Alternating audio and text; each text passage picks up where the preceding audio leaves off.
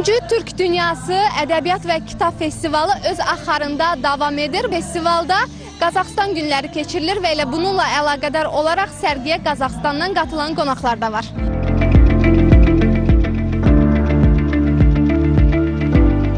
Festival proходит очень интересно. Çox maraqlı festival keçirilir. İndi elə türk dillərin böyük oxşarlıqları haqqında məruz oldu.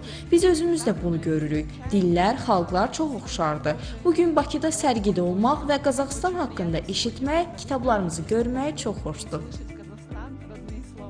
Я люблю свою страну, и мне очень приятно. Mən öz ölkəmi çox sevirəm və mənə burada sizin möhtəşəm şəhərinizdə Qazaxıstan haqqında eşitmək çox xoşdur. Sizə qonaqpərvərliyinizə görə çox təşəkkür edirəm və ümid edirəm ki, ölkənizdə keçirilən bizim elmi təcrübəmiz öz bəhrəsini verəcək. Hansı kitablara baxa bilmisiniz? Bugün bir çox kitablara baxdım. Əsasən dünya ədəbiyyatı və Azərbaycan ədəbiyyatı ilə maraqlanırdım. İndi İlyas Əfəndiyevin kitabları ilə maraqlanırdım. Bəzi kitablar alacağam indi. Xoşdur ki, belə tədbirlər keçirilir. Mütləqdir, mütaliə mütləqdir. Çox təəssüf ki, getdikcə, müasirləşdikcə kitab unudulur, amma mənim də bu yaşda marağım var. Ən çox xoşladığım janr dedektiv janrıdır, əlbəttə ki, baxıram. Amma hər kitabın öz gözəlliyi var. Bədii kitablara baxıram. Yəni, əvvəllər oxumuşam, indi onlar başqa, başqa dövrdə yazılıb da, indi ancaq müasir kitablar çıxıb. Yabqonun Son Subay kitabını almışdım, oxumuşdum, çox bəyənmişdim. Ətrafımda insanlara da məsləhət gördüm. Hazırda o kitab haqqında müəllifin özünə müzakirə edirdi.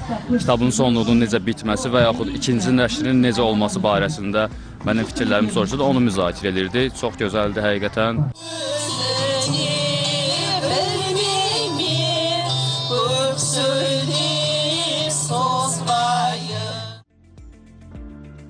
Festivalın hər günü bir ölkəyə həsr olunub. Sərgi Qırğızistan, Özbəkistan, Macarıstan, Qazaxıstan, Azərbaycan, Türkiyə, Türkmənistan və Şimali Kiprin adı ilə bağlıdır. Bütün türk soylu ölkələrdən, o cümlədən Macarıstandan 20-dən çox tanınmış alim və qələm adamı da tədbirdə iştirak etmək üçün ölkəmizə təşrif buyurub.